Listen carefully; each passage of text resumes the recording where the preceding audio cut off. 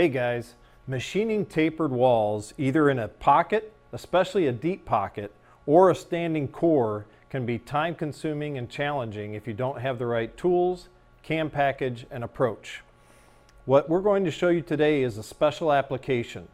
We've got a pocket here that goes 4 inches deep and it's got 1 degree tapered walls.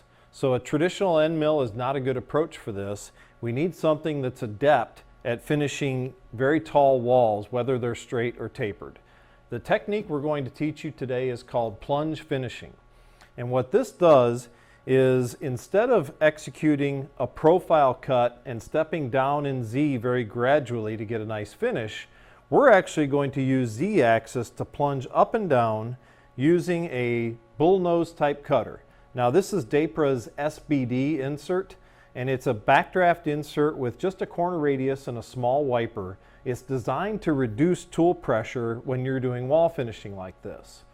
Generally, a lot of our customers profile mill with this tool, which works just great, but if you're trying to achieve a fine finish and you program a small scallop height into your CAM software, it's going to take a lot of passes to get all the way down to the bottom, which means a lot of time. What we're going to do is plunge finish using Z-axis motion and creep feed our way around the profile. That's going to mean that the scallop height that the cam package uses, instead of being dictated by the corner radius on our bullnose cutter, is going to be dictated by the cutting diameter of our tool. That means a much larger step over, which means shorter cycle times. So we'll show you that. But obviously, before we finish this pocket, we have to get the material out of the way. So one of the things we'll show you today is a process called high feed ramping. And you'll see that even in a pocket of this size, which is 5.5 inches long, 3.5 inches wide, and 4 inches deep, using high feed ramping, we can remove this material in less than 10 minutes. We're not using a 50 taper machine with 40 horsepower, by the way, to do this.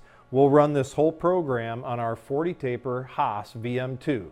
So get ready, you're in for a treat. Okay, so we have a piece of 4140 pre-hard, 8.25 inches long by 6.25 inches wide by about 5 inches high.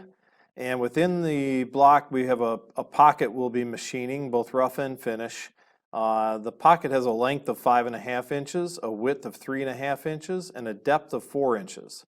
And the pocket walls all have a 1 degree taper, so this requires some sort of special finishing approach other than a regular solid carbide end mill. So what I have programmed in is, for the roughing part of this, is high feed ramping. So I have a 2-inch cutter diameter with a special program radius, a feed rate of 270 inches a minute, feed per tooth of 40 thousandths, and a surface footage of 700. And using ramping at a depth of 30 thousandths per pass in this program to keep our chips smaller. We'll ramp continuously down the pocket walls, leaving 10 thousandths stock on the wall. And we'll take that actually to a depth of 4.25 so that our high feed roughing is a little below our 4-inch deep finishing pass.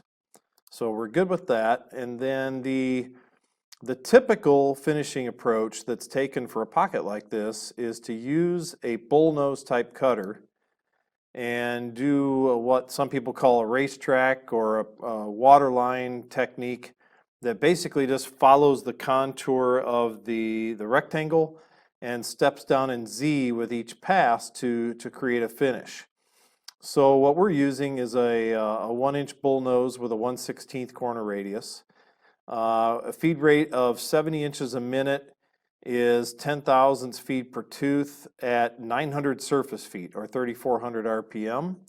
Our parameters are set up to go leave no finish stock, obviously, because this is a finished cut, but the scallop height is the critical component here. We're going to program this to leave a 1/10 scallop so that we have a fine finish with minimal polishing necessary. So the tool path then will show us what that is involved or what time is necessary to rough and finish this pocket using this approach. So we'll start with the high feed ramping. And again, this is a 2-inch cutter. And you'll see it's just traversing the periphery of the pocket with a constant downward motion in Z. And we'll speed this up a little bit to get to the bottom. It's a fairly deep pocket. And the biggest challenge here is going to be chip evacuation. This is a relatively deep pocket at 4 inches, and machining this on a vertical machining center, we're going to want to have a really good air supply involved blowing those chips up and out of there. That's actually why I went with a 30 thousandths ramp instead of a 40 or a 50 thousandths ramp. It really has more to do with evacuating those big heavy chips than it has to do with the cutter's capabilities. Okay, so we're near the bottom.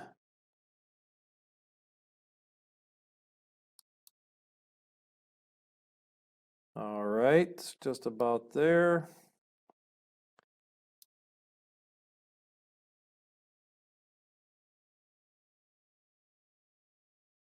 All right, so now we're into the finishing routine. Let me slow this down just so you can see what the cutter's doing. So this is the typical approach for finishing tapered walls. The cutter just executes the profile over and over and over again, stepping down slightly in Z with every pass. Now again, with a 1-degree tapered wall, the CAM software is executing a routine that's going to generate a 1/10 scallop on the wall. So it's calculated the step down per pass to match that 1/10 scallop. So now let's let this wind its way through the tool path and get to the bottom. You can see that happening. And once we get to the bottom, we see we have a total cycle time of 2 hours and 17 minutes. So using the traditional approach of roughing and then waterline finishing, we have a cycle time of 2 hours and 17 minutes.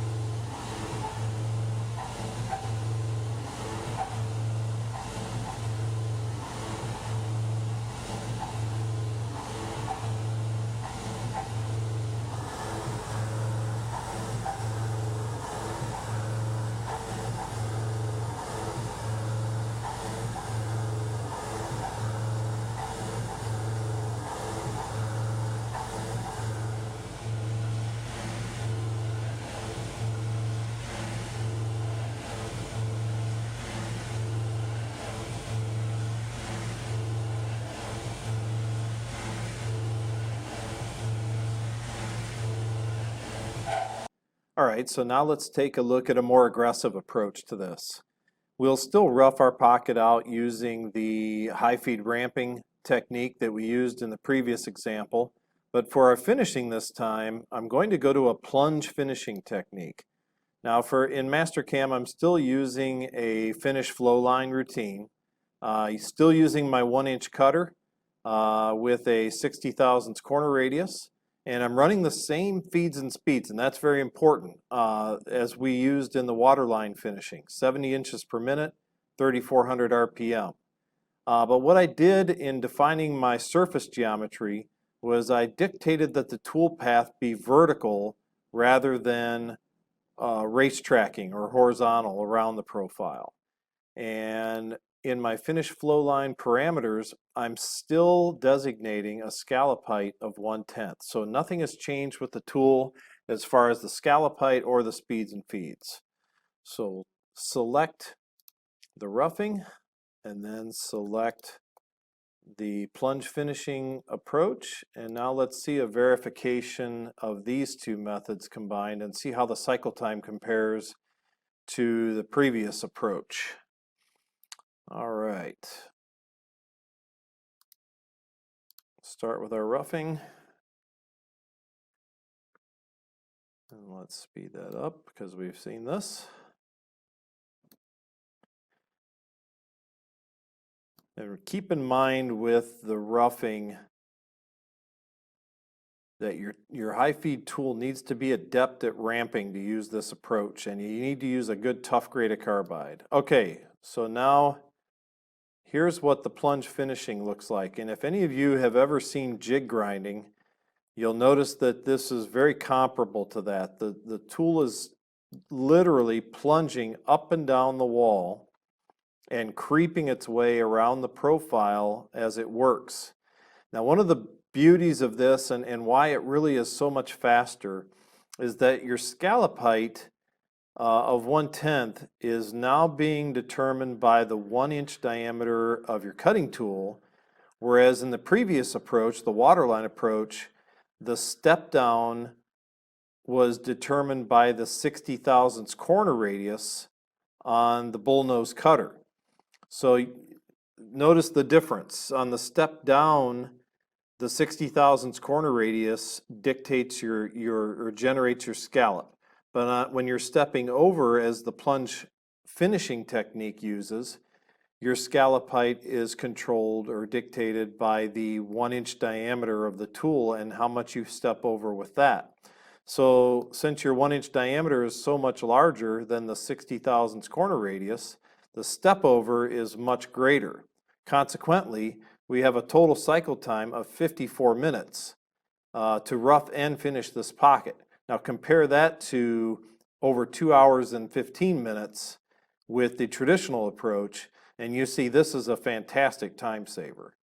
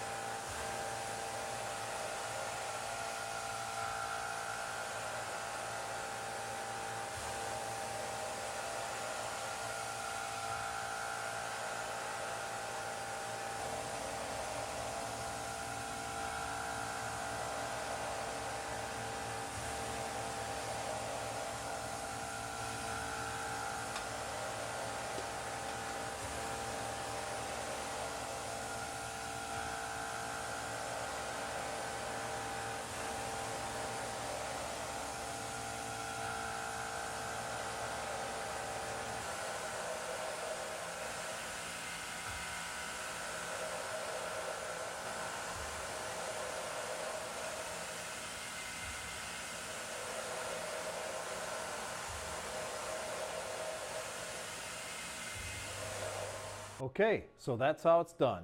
High feed ramping to quickly remove the material inside our pocket. The same approach can be used for removing the material outside of a profile as well.